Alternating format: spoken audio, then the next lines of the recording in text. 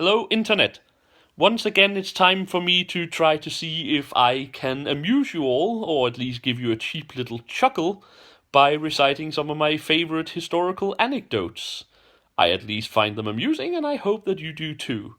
Before we start, I would like to quote a Danish movie actor who once said, "Remember, the important things about anecdotes is not whether or not they are truthful, but whether or not they are characteristical." That also goes for this particular series. Enjoy.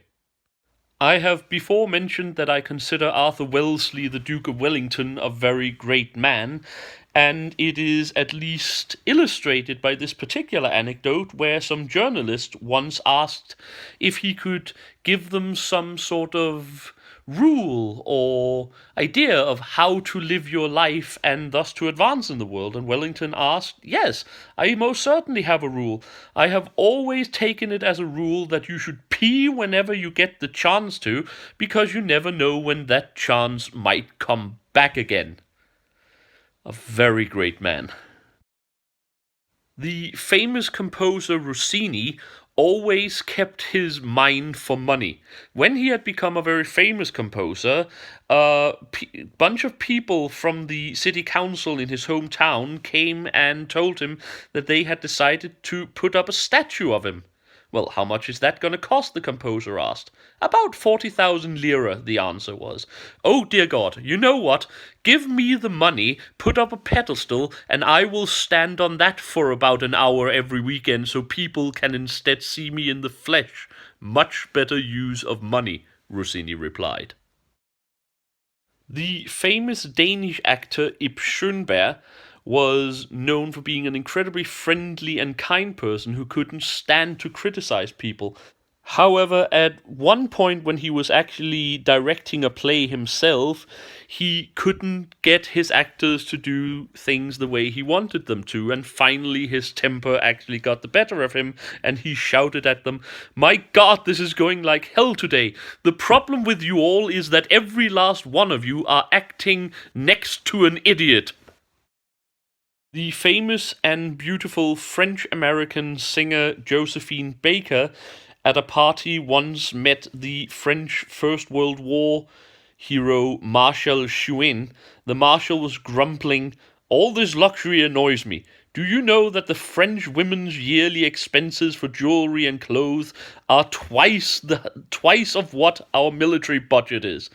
"Well, that's very possible," Josephine replied. "But do you know, Monsieur Marshal, that the French women makes at least twice as many conquests in a year as the French military?"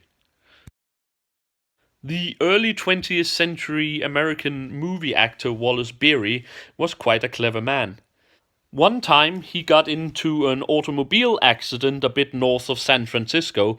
Both cars were badly damaged, but none of the drivers got injured. While they were waiting for the police to arrive to take a report, Wallace took a huge bottle of whiskey out of his pocket and gave it to the other driver and said, "Here, have a decent nip. We have to celebrate that we got away from this with all our limbs intact." The other person took a very big sip and gave the bottle back. Beery then put it back in his pocket. "What?" the other driver said. "You're not going to have a drink to celebrate?" "Yes," said Beery, "after the police have done the blood test." When, during the Blitz, Winston Churchill was asked if he was not afraid that eventually his luck was going to run out and some bomb was going to kill him, he said, "Don't worry about it. I am quite prepared to meet my maker. If my maker is ready for the test it will be for him to meet me, now that is a completely different story. Now hand me another scotch." This anecdote well illustrates Thomas Edison's maxim about genius and invention being about 90% perspiration. He and his assistant had run experiments for weeks or even months trying to figure out some new electrical device, and at the latest attempt, the assistant asked, "Mr. Edison, do you even think we can get a result this time?" Edison looked at him incredulously and said, "A result? But we have gotten result. We've gotten hundreds of results. We know now a lot of constructions that won't work." Henry Ford was one day presented a rather talentless writer who had, however, managed to keep himself in money by writing biographies of famous people. The author then told Ford, "I have always wanted to write a book about your life. Once you're dead, I hope to be the one to write your biography." "Yes," replied Ford, "I suspected that for a while. It keeps me alive." The famous French actor Sacha Guitry was once asked, "Is it true that men in reality prefers talkative women to the other kind?" Guitry looked shocked at his friend and replied, "There is another kind?" The philosopher Bertrand Russell had this to say about the difference between belief and empirical skepsis. "Tell people that there are 180,802,635,409 stars in the universe, and they will believe what you say. But put a sign saying 'freshly painted' on a garden bench, and they will absolutely have to test it by themselves." And there we are. Another 10 of my favorite historical amusing anecdotes.